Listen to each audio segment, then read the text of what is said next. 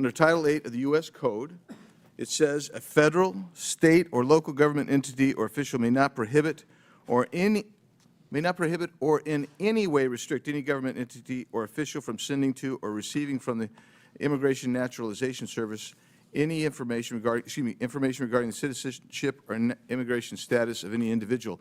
Yeah, so when I look at your guys' ordinances, and I got them all up here, and they're really interesting stuff, and Denver, I think you testified previously that you rely on the statutory section, am I right, of the state statute. So let's just review this.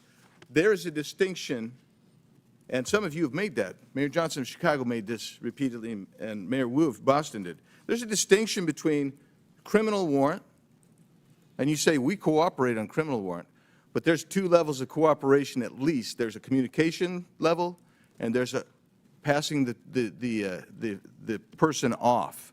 That's one level with the criminal. But the civil level, this is what I want to talk about for a second, because all of these ordinances proscribe communication and transfer of someone where there's a civil warrant. Now, I know that all of you understand that a removal order is a civil order.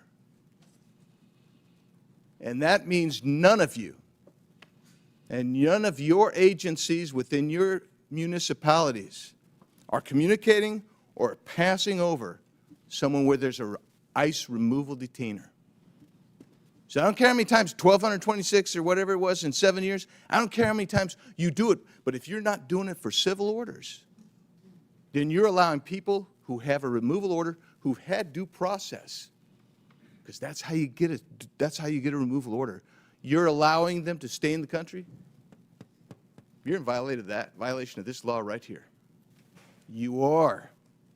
You're in violation of that law right there. And you've got to start realizing what your criminal culpability is on that. And that's really what we're talking about here. So you don't think that's harboring, perhaps,